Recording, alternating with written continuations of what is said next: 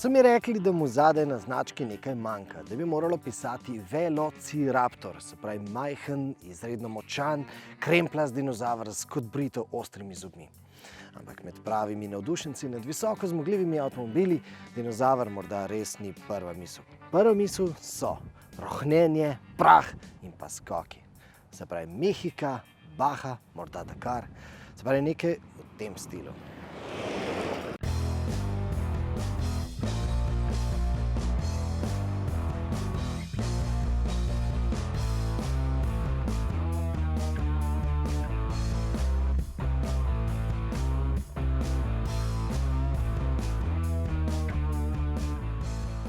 In ja, saj vemo, kažemo vam Ameriko. Forda F-150 Raptor, se pravi pick-up, ki ima pod motornim pokrovom še vsaj enkrat večjo konjenico kot pa ta Ranger Raptor, evropski pick-up z dinamičnim karakterjem. In pri Fordu pravijo, da imata oba F-150 Raptor in pa Ranger Raptor enak dinamičen karakter. Z Rangerjem Raptorjem v Evropo Američani prinašajo ameriški duh. Ampak evropskega Raptorja, Rangerja Raptorja, poganja dizelski motor. Enak motor, kot je poganjal dizelskega Rangerja, ki smo ga preizkusili januarja letos, se pravi tistega z 2 turbopolnilnikoma. A če dizelski zvok motorja nekako ne paše h karakterju tega športnega pick-upa, pa je vendarle drugače glede zmogljivosti. Vleče izredno suvereno, zelo silovito in če ne boste gledali naštevec hitrosti, boste s tem Raptorjem ves čas prehitri. Tako umirjeno je tu v kabini. No, umirjenost tukaj v kabini bo seveda zelo koristila tudi pri stroških. Namreč takšen Ranger Raptor je lahko varčen, ampak seveda bistven del tega stavka je tisti lahko. Seveda je varčnost relativna, namreč pri takšne sorte pick-upa je dober podatek lahko že, če je poraba nižja od 10 litrov. Je pa dejstvo, da je Raptor vselej za skoraj liter bolj žejen kot enako motoriziran biturbo. No, pomembno vlogo pri vsem tem pa igra ta 10-stopenjski samodejni menjalnik. Svoje delo namreč opravlja odlično, zato med vožnjo kar nekako pozabiš na te obvolanske ročice, ki so takole podirkaško zelo priročne. Ampak drug bistven del Rangerja Raptorja so vozni načini. Prvi vtis glede Raptorja je bil namreč precej mlačen.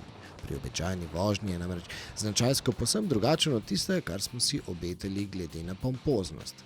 Je tudi malce premalo odziven, a rešitev se nahaja na desni prečki. Seveda pa so tukaj tudi klasično terenski vozni načini za vožnjo po skalah, v snegu, po blatu.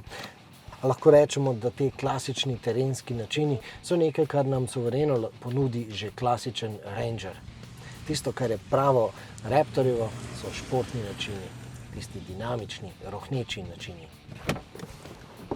Smo pa zdaj vstopili na področje, kjer Ranger Raptor pokaže, zakaj je vreden več kot 10 000 evrov, več kot pa klasični Ranger Wildtrak. Namreč Raptor ima res lahko enak motor kot biturbo Ranger, a tukaj so tako spredaj kot zadaj so dirkaški blažilniki znamke Fox. In čeprav slovenski makadami vsako pomlad nazorno kažejo posledice minule zime, pa lahko rečemo, da je Raptorjevim blažilnikom med vožnjo po makadamu in po naših slabih cestah precej dolgčas. Avto prav vse grbine in luknje požre s takšno lahkoto, da imaš v kabini občutek, kot da se voziš po lebdeči preprogi.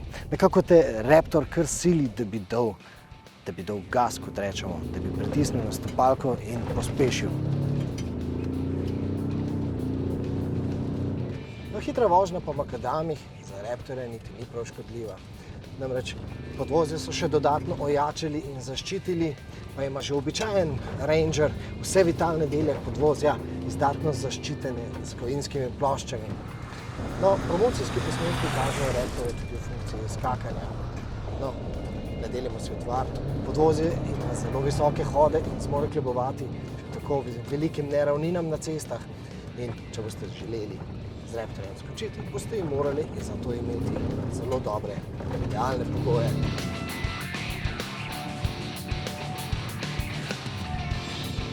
Je pa dejstvo, Ford težnje po skakanju ne skriva. In ravno s tem namenom so njegovo šasijo še dodatno ojačali. A preden se podate na takšno avanturo, poglejte ta posnetek.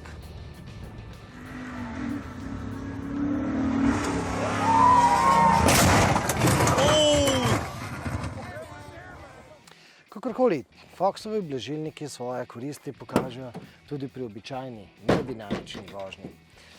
Je pa dejstvo, poberajo svoj davek. Namreč Ranger s klasičnimi vzmetmi ima nosilnost 1000 kg, Ranger Raptor samo 600. Za marsikaterega delavca bo to premalo.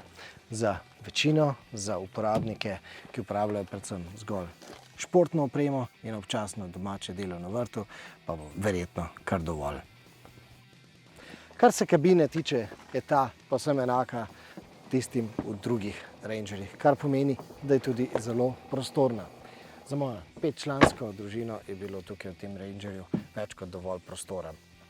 Seveda so elementi tudi v notranjosti, ki kažejo, da je ta Ranger Raptor Ranger.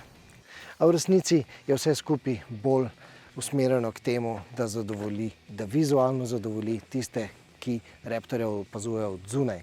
No, takšne gume, ki so v resnici presenetljivo tihe, so vsekakor na Ranger Raptorju tu z namenom, pa sploh ne zaradi blata. Če smo iskreni, namreč takšne našponane terence, se pravi tudi razne Wranglerje in pa Defenderje, marsikateri kupec vzame zaradi marketinga. Zato, da recimo na kakšni plaži pompozno privabljajo mimoidoče. Pa ne samo njihove poglede, ampak tudi njihove denarnice. Se pravimo, Ranger Raptor je gospodarsko vozilo. Avto za posel, takšen ali drugačen.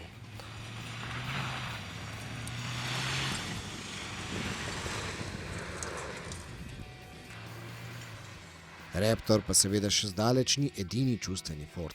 To je GT40, ki je prekosil Ferrarija, pa tudi prihajajoči električni Mustang. Ali pa Mustang, ki ga že lahko kupite. Ampak za slovensko ovinkasto podeželje bo verjetno najbolj prava mala a popoprana Fiesta. Poglejte.